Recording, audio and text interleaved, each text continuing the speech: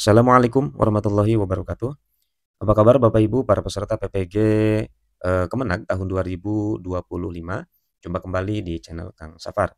Di video kali ini saya akan berbagi informasi untuk Bapak dan Ibu terkait tahapan lapor diri calon mahasiswa PPG dalam jabatan Kementerian Agama ya tahun 2025. Nah, untuk yang coba kita contohkan pada video kali ini terkait alur ataupun, tata cara lapor diri, ini LPTK-nya kebetulan kita contohkan untuk di UIN ya, UIN Sultan Maulana Hasanuddin Banten.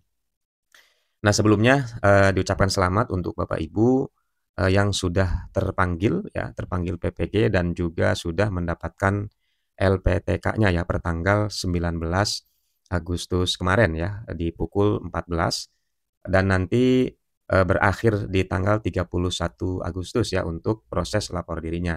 Jadi masih ada waktu sekitar 1 mingguan Bapak Ibu ya, sekitar 1 mingguan. Nah yang pertama Bapak Ibu, perlu diketahui ya ini untuk rentang waktu, lapor dirinya ya.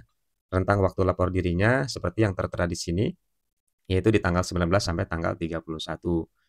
Nah, kemudian nanti di tanggal 21-nya sampai tanggal 2 ini adalah proses verifikasi ya, yang dilakukan oleh, LPTK ya, LPTK masing-masing terkait, berkas fisik, yang Bapak Ibu sampaikan kepada LPTK-nya masing-masing. Nah, kemudian nanti di tanggal, 1 sampai tanggal 2-nya itu ada orientasi akademik, ya, orientasi akademiknya.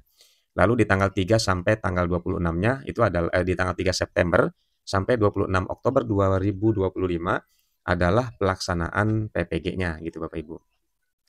Nah di sini, kita lihat beberapa berkas yang harus di-upload Bapak Ibu. Pertama ada scan KTP ya, kemudian ada ijazah pendidikan terakhir, lalu ada, scan surat keterangan kesalahan penulisan nama ini jika ada kesalahan, lalu ada transkrip nilai, ada scan akreditasi prodi perguruan tingginya, ada SK mengajar ya, lalu ada surat keterangan sehat juga, ada pas foto dan juga ini yang ke-9-nya adalah dokumen RPL. Nah ini Bapak Ibu ya. Nih, berkas yang ke-9 ini yang mungkin sampai saat ini, Bapak Ibu masih menyusun ataupun menggarapnya gitu ya. Kemudian Bapak Ibu, untuk berkas yang harus dikirim ke LPTK ya ini nanti, tentunya disesuaikan dengan LPTK-nya masing-masing. Nah kalau di UIN Banten, nah ini beberapa, dokumen yang harus dikirim fisiknya ke, LPTK ya, via pos atau via JNE atau mungkin bisa diantarkan langsung ke, LPTK-nya begitu. Nah kemudian yang selanjutnya untuk tahapan, lapor dirinya Bapak Ibu ya, untuk ini beberapa berkas yang tadi sudah di-scan nanti bisa upload ke sini ya, dimasukkan ke sini mulai dari scan KTP, ijazah terakhir, kemudian yang lain-lainnya. Termasuk di sini ada, apa namanya, RPL 1 nih Bapak Ibu ya, RPL 1 itu adalah pengembangan kompetensi pedagogik.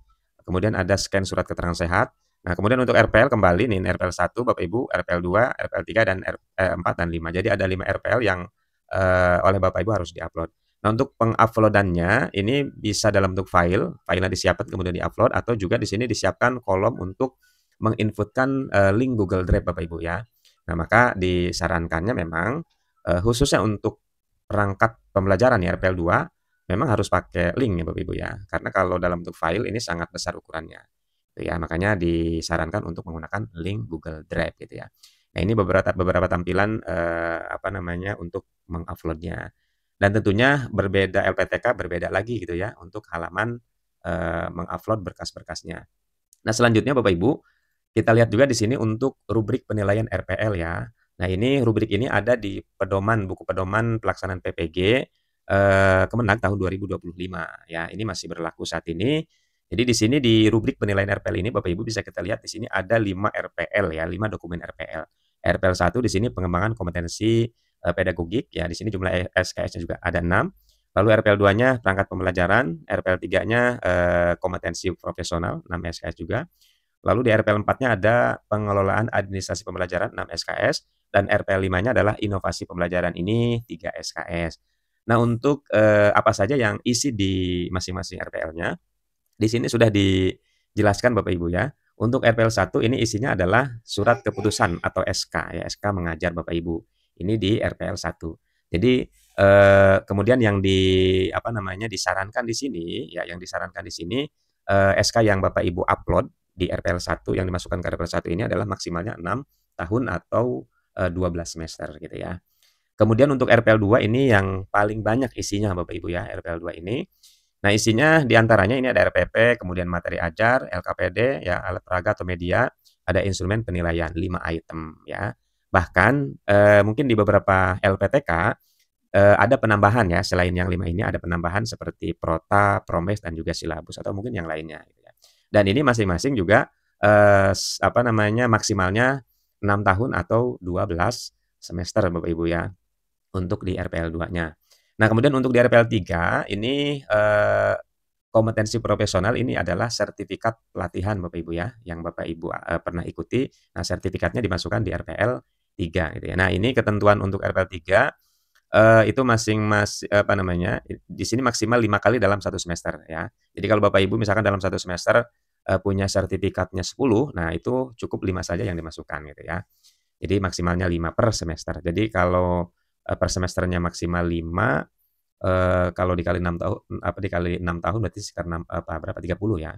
Itu, ini maksimalnya, berbicara maksimal Bapak Ibu ya. Kalau minimal di sini tidak ada ketentuannya, 1 pun bisa jadi gitu ya, bisa aja gitu ya. Nah, kemudian untuk RPL 4 ini isinya adalah surat keterangan Bapak Ibu ya, surat keterangan dari kepala sekolah terkait dengan apa namanya, menerangkan bahwa Bapak Ibu sudah melaksanakan pengadministrasian pembelajaran ya. Mulai ADM pembelajaran, ADM nilai, peserta didik, dan juga yang lain-lainnya. Ini juga maksimal 12 semester. Yang selanjutnya inovasi pembelajaran. Nah, beberapa inovasi untuk inovasi pembelajaran di sini beberapa pilihannya. Ada modul ya, ada pedoman praktikum, ada PTK, dan juga video pembelajaran. Itu rincian isi dari masing-masing dokumen yang 5 ini Bapak Ibu ya.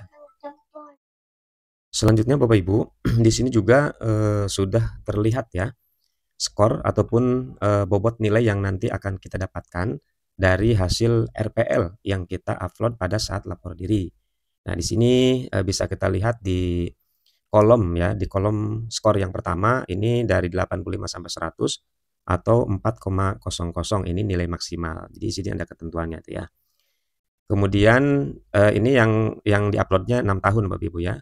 Jadi kalau ini isinya semuanya 6 tahun, maka perkiraan nilainya itu, bobotnya itu di 85 sampai 100. Nah, jika yang kita uploadnya itu di sini hanya 5 tahun ya, hanya 5 tahun, maka kisaran nilai ataupun skor yang didapatnya 80 sampai 84 ya. Begitupun seterusnya ya, ada yang 75 sampai 79, ini kita menguploadnya hanya 4 tahun. Untuk yang 3 tahun saja, ini skornya 70 sampai 74. Lalu untuk yang 2 tahun, 65 sampai 69, dan ini paling minimal nih, kalau misalkan kita menguploadnya hanya 1 tahun saja, maka nilainya di kisaran 60 sampai 64, dan ini adalah nilai minimalnya Bapak Ibu ya, ketika kita mengupload dokumen RPL-nya hanya 1 tahun saja gitu ya, hanya 1 tahun. Nah, berarti perkiraan nilai ataupun skor yang akan didapat kisarannya itu adalah 60 sampai 64. Nah, kemudian selanjutnya kita akan lihat Bapak Ibu ya, contoh RPL ya, contoh RPL yang sudah disusun berdasarkan rubrik penilaian ya, berdasarkan rubrik penilaian yang tadi. Nah, di sini kita coba contohkan misalkan untuk yang jenjang SMP nih ya, RPL PSMP ya, PPG Kemenag. Nah, di sini ini sudah di Google Drive Bapak Ibu ya. Jadi di Google Drive ini kita sudah membuat 5 folder ya, RPL 1, RPL 2 sampai RPL 5 di sini. Kalau yang bawah ini adalah tambahan ya, kayak modul ajar deep learning, kemudian ini pedoman akademik, lalu ada ini rubrik penilaian yang tadi. Nah, kita fokus ke 5 RPL ini Bapak Ibu ya, sesuai dengan rubrik tadi. Nah, untuk RPL 1, pengembangan kompetensi pedagogi, kita lihat di sini isinya adalah SK ya, SK pembagian tugas mengajar. Ini Bapak Ibu ya, isinya adalah SK pembagian tugas mengajar dari mulai 2019-2020 sampai 2024-2025 ya, jadi 6 tahun. Ini untuk RPL yang pertama. Jadi isinya hanya SK pembagian tugas saja. Nah, kemudian kita lihat untuk yang RPL 2 Bapak Ibu ya. Nah, ini RPL 2 kita lihat untuk penyusunan perangkat pembelajaran. Nah, seperti tadi yang kita bahas di rubrik ya, bahwa untuk RPL 2 itu, di rubrik itu ada 5 Bapak Ibu nih, RPP, materi ajar, LKPD, alat peraga, dan juga instrumen. Nah, namun kita lebihkan di sini karena di LPTK, Bapak Ibu barangkali ada yang, diminta atau ada yang meminta ini, program tahunan, program semester, dan juga silabus gitu ya. Jadi 8 poin. Nah, untuk RPP di sini bisa kita lihat di dalamnya ya. Nah, ada RPP kelas 7, kelas 8, dan juga kelas 9. Jadi ini 3 kelasnya ada Bapak Ibu ya. Ketiga-tiganya ada. Kemudian kita cek di sini RPP kelas 7. Nah, untuk RPP kelas 7, nah kita buat juga di sini per tahun ajaran ya. RPP-nya dibuat per tahun ajaran untuk kelas 7. Dari mulai 1920 sampai 2024-2025. Kemudian baru nanti di dalamnya di masing-masing tahun ajaran ini dibuat per semester ya. Semester 1 ini RPP-nya ya. Kemudian di semester 2-nya juga kita lihat ada RPP-nya ya, per bab ya, RPP-nya per bab di sini. Oke ya Bapak Ibu, ini untuk yang kelas 7 ya. Begitupun dengan kelas yang lain ya, kelas 8 juga sama, kelas 9 juga sama. Jadi susunannya seperti itu ya. Kemudian selain RPP juga ada materi ajar. Nah, untuk materi ajar di sini juga kita buat folder per kelas ya. Kalau kita mau masukkan ke 3 kelasnya.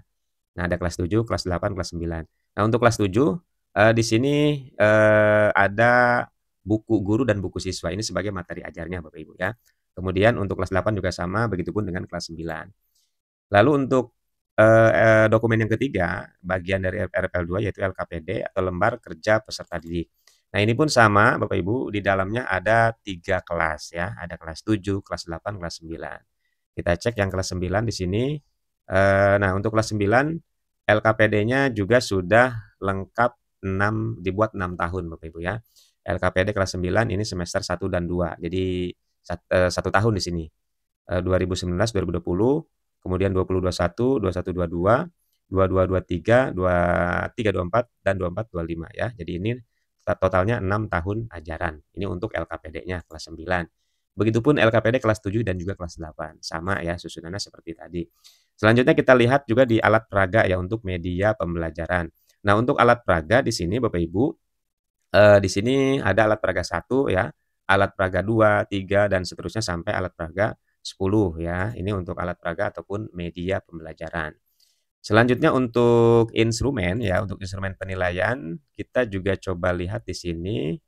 Untuk instrumen penilaiannya kelas 8 ya misalnya nih. Di dalamnya juga sudah ada 2 apa namanya, 2 semester ya, semester 1 dan semester 2 untuk kelas 8. Nah, ini tinggal dibuat 6 tahun ajaran Bapak Ibu ya. Instrumen penilaiannya ini tinggal dibuat 6 tahun ajaran. Kebetulan di sini belum 6 tahun ya, jadi tinggal dibuat 6 tahun saja. Kemudian untuk apalagi nih, instrumen udah. Nah, untuk program tahunan juga sama susunannya seperti tadi Bapak Ibu ya. Program semester juga sama, silabus juga sama. Nah, kita lanjut untuk dokumen RPL ketiga nih, pengembangan kompetensi profesional. Nah, ini isinya adalah sertifikat Bapak Ibu ya. Ini sertifikat, silakan Bapak Ibu masukkan sertifikat pelatihan yang pernah Bapak Ibu ikuti ya. Termasuk juga bukan hanya sertifikat, kalau melihat dari rubrik bisa juga berupa surat keterangan kepala sekolah bahwa kita sudah melaksanakan kegiatan apa ilmiah atau MGMP, KKG, dan seterusnya. Selanjutnya untuk RPL 4 ini Bapak Ibu kita lihat isinya hanya surat keterangan saja ya, seperti tadi yang dijelaskan di rubrik. Jadi hanya surat keterangan administrasi pelaksanaan pembelajaran ya. Ini dibuat oleh kepala sekolah. Nah, untuk surat keterangan ini Bapak Ibu bisa dibuat per 1 tahun. Kalau kita misalkan melaksanakannya 6 tahun, bisa per tahun dibuatnya, atau bisa juga dibuat langsung 6 tahun gitu ya. Satu surat keterangan untuk 6 tahun ajaran begitu ya. Itu silahkan opsional. Nah, kemudian untuk di RPL kelima ini ada inovasi, ya inovasi pembelajaran. Nah, untuk inovasi pembelajaran ini Bapak Ibu, tadi beberapa kategorinya ya sudah ada di rubrik. Apakah mau bentuk video di sini kita lihat berupa video ya. Nah, ini video pembelajaran ya. Kemudian ada juga modul. Nah, ini modul pembelajarannya ini kelas 7 Bapak Ibu. Atau berupa jurnal ya, karya lainnya juga bisa ini jurnal guru ya. Ini ada jurnal baik kelas 7, kelas 8, kelas 9. Nah, ini gambaran untuk isi RPL Bapak Ibu ya, RPL dalam rangka untuk lapor diri ya. Jadi yang paling penting Bapak Ibu, di RPL itu adalah ada 5 dokumen ya yang perlu diingat, 5 dokumen. Ada RPL 1 pengembangan kompetensi pedagogik, RPL 2-nya perangkat pelajaran, RPL 3-nya adalah pengembangan kompetensi profesional, RPL 4-nya pengelolaan administrasi pembelajaran, dan RPL 5-nya adalah inovasi pembelajaran ya. Jadi ada 5 dokumen RPL. Nah, begitupun ini contoh untuk yang SMA juga ada Bapak Ibu ya. Susunannya sama seperti tadi. Di apa namanya, di RPL 1 ada SK, RPL 2 ada RPP dan kawan-kawannya ya. Begitupun dengan dokumen RPL yang lainnya sama ya begitu. Dan bagi Bapak Ibu yang kebetulan masih kesulitan di dalam menyusun RPL ya, mengumpulkan RPL, terkendala lah ya, barangkali masih terkendala, Bapak Ibu bisa bisa coba cek ya link yang ada di deskripsi video ini untuk mengunduh ataupun mendownload dokumen RPL yang Bapak Ibu perlukan ya. Kebetulan untuk dokumen RPL yang tersedia ini ada RPL jenjang SD Bapak Ibu ya dari kelas 1 sampai kelas 6. Lalu ada RPL untuk jenjang SMP dan juga RPL untuk jenjang SMA atau SMK. Itu informasi yang bisa di-share pada kesempatan video kali ini Bapak Ibu ya. Jadi sekali lagi bagi Bapak Ibu yang memerlukan dokumen RPL-nya yang tinggal edit begitu ya, tinggal edit jadi tidak mesti nyari-nyari lagi, ini sudah komplit, sudah lengkap. Jenjang SD sudah ada 6 kelas, 12 semester, yang SMP juga sudah ada 3 kelas selama 12 semester, termasuk juga yang SMA-nya, SMA, SMK ya. Jadi langsung kunjungi atau dicek di deskripsi video ini Bapak Ibu ya. Di situ sudah ada link untuk mengunduh ataupun memesan ya, link untuk memesan RPL jenjang SD, SMP, dan juga SMA. Terima kasih untuk Bapak Ibu yang sudah menyimak video ini. Semoga proses lapor diri ya yang dilakukan oleh Bapak Ibu ya hingga tanggal 31 ini diberikan kelancaran dan hasilnya tentu sesuai dengan apa yang diharapkan lulus PPG di tahun 2025. Terima kasih sekali lagi Bapak Ibu, semoga bermanfaat. Assalamualaikum warahmatullahi wabarakatuh.